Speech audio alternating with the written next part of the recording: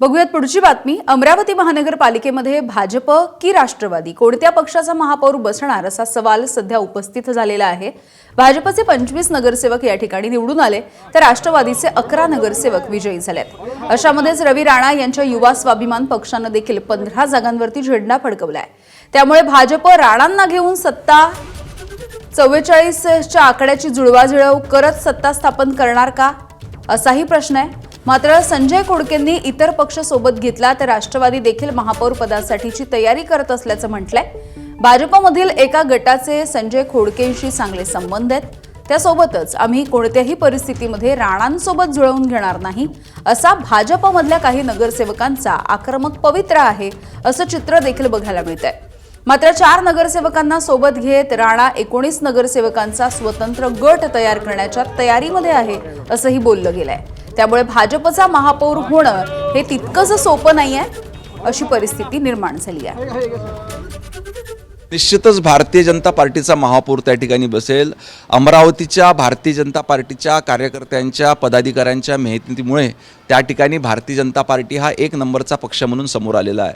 भाजप आणि महायुतीची इतर घटक पक्ष एकत्रित बसून त्या ठिकाणी भाजपचा महापौर बसेल। मला असं वाटते स्थानिक मुद्द्यावरती ही निवडणूक त्या ठिकाणी लढविल्या जातात आणि स्वाभाविकच स्थानिक कार्यकर्ते पदाधिकारी यांचे काही वाद त्या ठिकाणी राहू शकतात, परंतु आमची नेते मंडळी एकत्रित बसून त्यातनं काही ना काही मार्ग काढेल।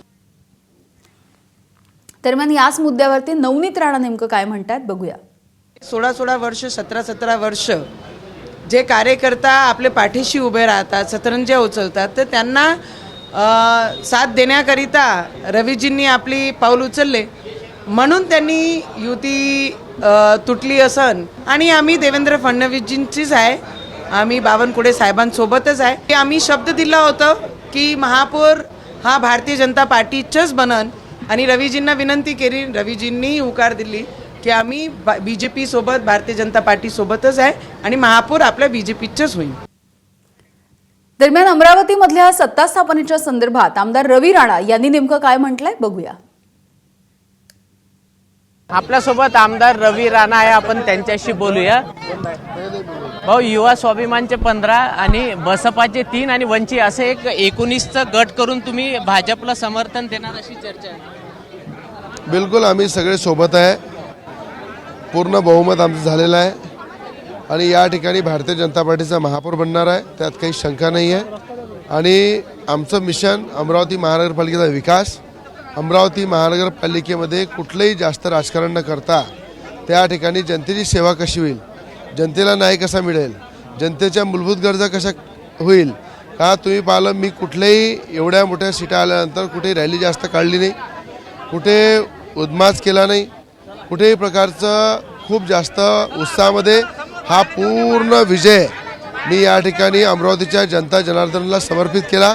राज्याचे मुख्यमंत्री देवेंद्र फडणवीस साहेबांना समर्पित केला, राज्याचे महसूल मंत्री अमरावतीचे पालकमंत्री बावनकुळे साहेबांना समर्पित केला आणि भारतीय जनता पार्टीच्या नेत्या नवनीत राणा यांना समर्पित केला आणि मायबाप जनतेचे मी आभार व्यक्त केले। तुम्ही भाजपला 19 जणांचा गट स्थापन करून देणार आहे असं आहे, मी तुम्हाला पहिलेच सांगितलं, आमचं पूर्ण बहुमत झालेलं आहे आणि अनेक लोक प्रत्यक्ष आमच्या सोबत आहे। मोठा गट या ठिकाणी भारतीय जनता पार्टी युवा स्वाभिमान पार्टीच राहील या हिशोबाने सगळं झालेलं आहे, त्यामुळं भारतीय जनता पार्टीचा महापौर बनणार। प्रफुल्ल पटेल आणि बावनकुळेंची फोनवर चर्चा झालेली आहे। राष्ट्रवादीची आम्हाला सध्या गरज काहीच नाही आहे, राष्ट्रवादी महायुतीमध्ये आहे, त्या संदर्भात त्यांना शुभेच्छा आहे। पण आमचा गट जो आहे तो मोठ्या प्रमाणात निर्माण झाल्यामुळं त्या ठिकाणी आम्हाला आता बहुमत मिळालेलं आहे, म्हणून राष्ट्रवादीची मला असं वाटतं आज गरज नाही आहे। तर हे होते आमदार रवी राणा। कॅमेरामॅन अमोल देशमुखचा प्रणय निर्माण, एबीपी माझा, अमरावती। एबीपी माझा, उघडा डोळे बघा नीट।